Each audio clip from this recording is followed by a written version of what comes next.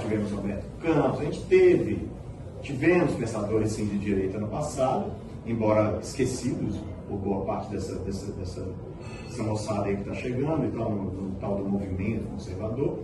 Mas eu queria te perguntar o seguinte, o que acontece? Me permite, na verdade eles não são esquecidos, eles são sufocados pela espiral do silêncio. Perfeito. Eles são sufocados pela espiral do silêncio porque tudo aquilo que ameaça, simplesmente ameaça os interesses do globalismo, né? Esse que a gente costuma chamar de globalismo, essa também chamada nova ordem mundial, que é esse movimento de pessoas absurdamente ricas, influentes, que são simplesmente viciadas na sensação de poder que experimentam quando controlam tudo que ameaça os interesses dessa gente de manter isso, eles sufocam de uma forma sistemática, desumana, né? Eles controlam mídia, eles controlam editoras, eles controlam as grandes empresas, eles controlam as verbas, eles controlam os políticos porque eles elegem, toda aquela burocracia que existe em torno da eleição justamente para impedir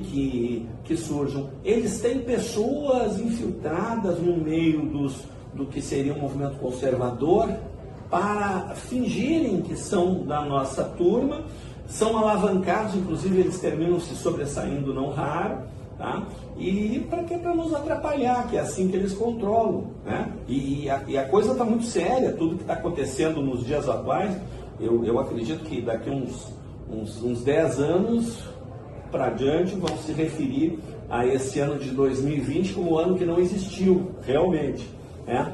E tudo porque eles perceberam que, apesar de tudo isso que eles fazem, de sufocar o pensamento que desmascara as mentiras e os engodos do globalismo, tá? Desmascara as ilusões que alguns chamam de matrix ou holograma psicopata, tá? Todas essas, apesar de tudo que eles fizeram durante todo esse tempo e de todo o poder que eles exercem, a verdade aflora. Ela é teimosa como a água, rio abaixo, fogo, montanha acima, né? A verdade aparece. E eu dizia lá atrás... É filha do tempo, né? É filha do tempo. E eu dizia lá atrás que as pessoas nos chamavam de louco quando nós começamos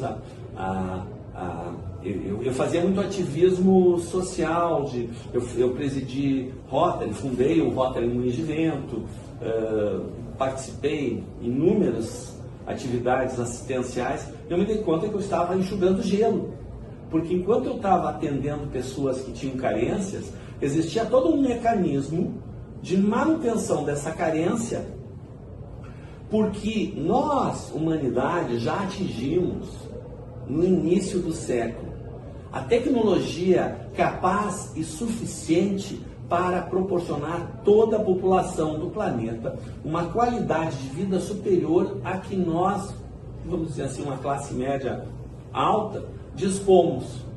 E isso não acontece porque, no momento que acabar a carência, acaba o motivo do mimimi, da coisa toda que fazem esses operadores, né?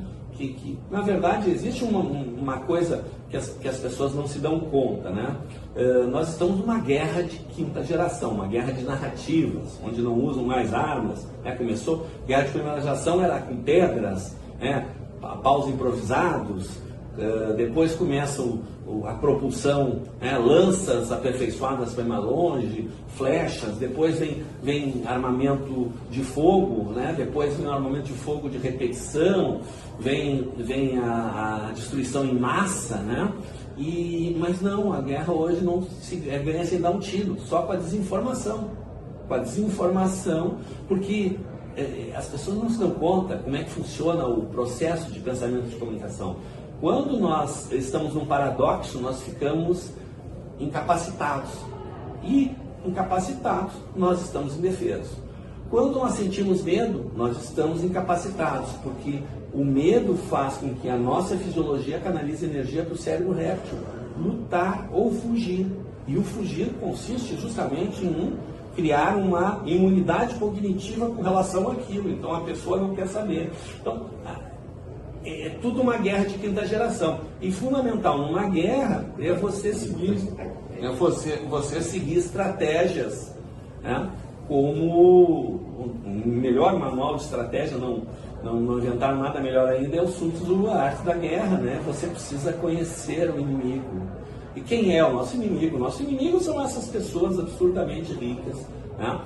Mas eles têm uma característica, tá? Eles têm uma mutação genética que a medicina chama de psicopatia, que não é uma doença, apesar de estar lá no Código Internacional de Doenças, tá? E também no DSM, né? Que é sobre os distúrbios mentais, a psicopatia não é uma doença, é uma característica genética, tá? Que faz com que a pessoa não tenha as 3 características que nos fazem humanos. Quais são essas 3 características que nos diferenciam como espécie, nos caracterizam e que nos trouxeram até aqui, que a base do conservadorismo são essas características. Nós temos um mecanismo praticamente automático, inconsciente, que a gente não se dá conta, embora ele seja feito no cérebro moderno, no chamado neocórtex, que é o juízo de valor. O juízo de valor é aquela análise que faz com que tudo que tu faz, e faz no sentido lato geral, que inclui até pensar, tudo que tu pensa, tá? Tudo que tu pensa passa por esse juízo de valor. O psicopata, esse mutante, ele não tem a característica da experiência emocional. E aí, como ele não tem experiência emocional, ele não tem remorso pelo que ele faz.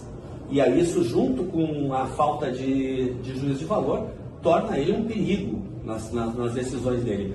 Mas ele finge ter emoções, porque ele vê que nós, humanos, somos eu uso a expressão reféns das emoções, porque as emoções nos dominam. Tudo que a gente faz é baseado nas emoções, né? E eles usam as emoções para nos manipular. Tá? Simulam, né? Eles simulam as emoções. Ele mata a pessoa, vai no velório, ele chora, né?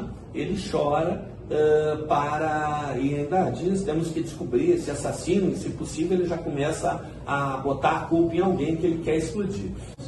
E eles têm uma facilidade de fazer isso, porque como eles não têm experiência emocional, eles não são como nós, reféns das emoções. Você dá um teste para eles te dão a resposta correta, só que eles não usam a parte do juízo de valor, não tem atividade nenhuma, eles usam a parte racional, eles pensam como responder. Esse projeto começou há décadas e, aliás, quando se falava nesse projeto, a gente recebia uma cartinha maluco, teoria da conspiração. A palavra teoria da conspiração, a palavra não expressão, ela foi criada em 1815, quando Rothschild and Gang fazem o que eu chamo o start do globalismo, seria lá, no golpe da Bolsa de Londres. Eles dão um golpe da Bolsa de Londres, é um negócio que eles assumem o controle de toda a economia da Inglaterra, que era a maior economia do mundo, a maior frota do mundo, o maior poderio do mundo, e eles assumem o controle da economia, e a família real passa a ter que comer na mão deles. E aí eles até mudam o foco, até então eles queriam acabar com as monarquias todas.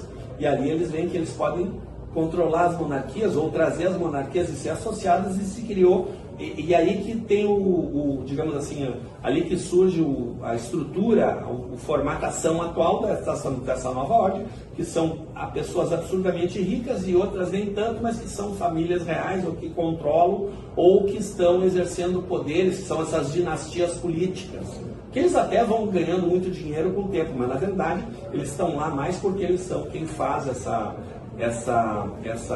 preservação. E o que acontece? Algumas pessoas começam a desconfiar pela forma como aconteceu o golpe, e que aconteceu, e começam a falar, e aí eles já na época possuíam o controle da mídia, né, controlavam a mídia, e tinham toda a rede de desinformação, que era o pessoal que espalhava os boatos e que fazia o assassinato de reputação de quem eles queriam acabar. Né? Já existia aquilo há mais de 200 anos, veja, nós estamos lidando com pessoas. Eu estou fazendo todo esse esforço aqui porque, do meu ponto de vista, a coisa mais importante que um conservador precisa saber é contra o que nós lutamos, né? que são essas pessoas absurdamente ricas que controlam tudo.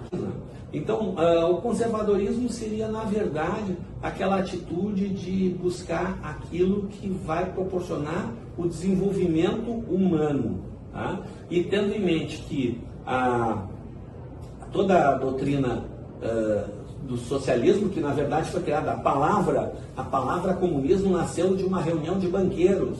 Eles viram a desgraça, eu não vou falar aquela palavra com M, pontinhos, que começa, que foi a Revolução Francesa, a maior farsa a Revolução Francesa, tá? A maior farsa a Revolução Francesa, porque a liberdade, igualdade, fraternidade, o negócio era uma carnificina sem tamanho, e incontrolável. A divisão esquerda e direita era uma coisa artificial e que eles tentaram usar aquilo para controlar e que também não deu certo. Então eles chegaram à conclusão que eles precisavam de uma doutrina que tivesse pontos em comum com as principais formas de pensar para facilitar a sua aceitação e para reduzir a possibilidade de rejeição. Então, pontos em comum, comunismo. Então, toda essa doutrina ela é uma ficção que parte do pressuposto, de que nós podemos pegar um pedaço de esterco pelo lado limpo, e de que as coisas podem ser ótimas. Não existe. A vida é uma competição, e competição sempre vai ter os que perderam. A vida é uma competição. E sem competição não há progresso nem produção de bens e de alimentos, A questão toda é, nós podemos ter uma competição sadia em que mesmo aqueles que ficam em segundo, terceiro, etc., tenham acesso a bens, porque a tecnologia nos permite. Só que eles não deixam isso acontecer. Tudo vieram com essa coisa aí do vírus chinês, e todo o terror em volta, porque o terror faz o quê? A pessoa fica com medo, não consegue pensar e nada mais funciona. Até a saúde. O medo, ele baixa a vibração e faz com que a pessoa pegue uma doença, tá? Mesmo, ou, enfim, fique mal, qualquer vírus pega, além da questão da alimentação funcional, que é muito, mas são muitos assuntos, mas basicamente você precisa conhecer o inimigo. Eu quero fazer um documentário só sobre ti. Eu vou ter que fazer um documentário só sobre ti, porque os assuntos que o senhor abordou, eu tenho estudado bastante sobre isso.